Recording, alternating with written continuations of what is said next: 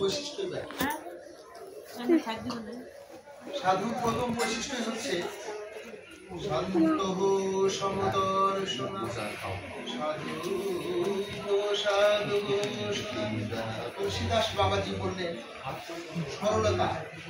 সাধুর যে বৈশিষ্ট্যগুলো সরলতা, শান্ত ভাব, সমদর্শী এবং সাধুর বৈশিষ্ট্য।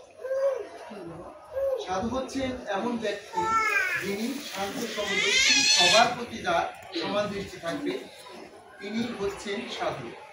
হঠাৎ বিচলিত হওয়া সাধুর কল্পনা।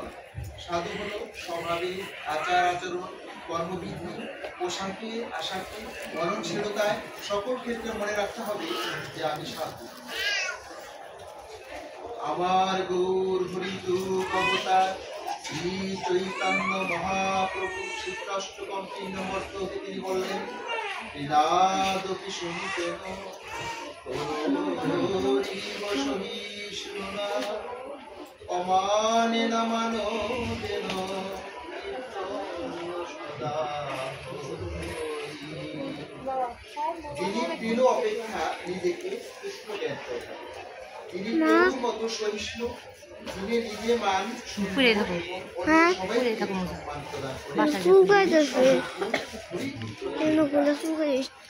এই যে সাধুর বৈশিষ্ট্য আমাদের শ্রী চৈতন্য মহাপ্রভু আমাদের পাপন অবতার আমাদেরকে আমরা সেইভাবেই নিজেদেরকে তৈরি করবো, সেইভাবেই আমরা আসলে পৃথিবীতে এমন কিছু না, আমাদের অনন্ত জীবন পড়ে আছে, সেখানে সেই পবিত্র ধামে।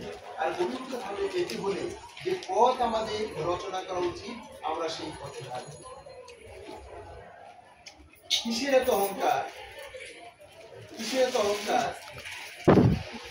জমি জমা, ঘর বাড়ি, দালান কোঠা কিছু তোমার সাথে যাবে না। সাথে যাবে কি? তিনটা জিনিস। তিনটা জিনিস কি?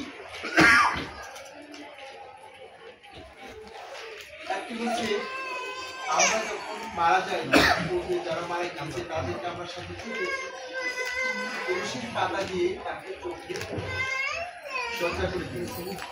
চোখটাকে আটকে দিয়ে আমরা চোখে তুলসীর পাতা আর দিয়েছি কি, এবং তাকে স্নান করিয়ে এই সমস্ত তাকে আমরা সাজিয়ে দিয়েছি। তাহলে আমাদের সাথে যাবে কি? তুলসীর পাতা। আর একটা কি যাবে? শ্রীমদ ভগবত গীতা। শ্রীমদ ভগবত গীতা কেন দিব? যে আমরা জীবন দশায় যে শ্রীমদ ভগবত গীতা আমাদের অনুসরণ করবার কথা ছিল, আমরা সেসব করি।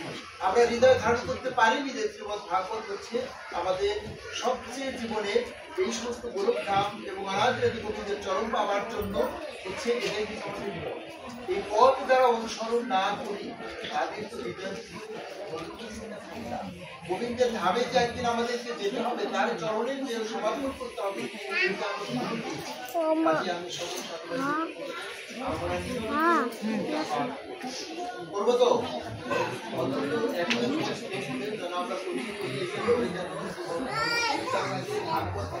এবং কোরআন কাহিনী ভগবানের মহিমা কিন্তু যদি আমরা না জানি, তাহলে কি করে তার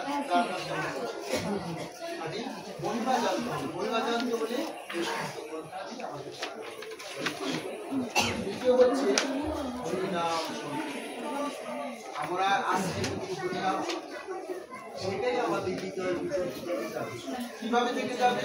ওই যে পরমাত্মা, আত্মার মধ্যে যে পরমাত্মা রয়েছে, তিনি সাক্ষী দিবেন সে সবসময় ভগবানের তিনি গোবিন্দ তার সকল বিশ্বাস করে তার জয় কৃষ্ণ।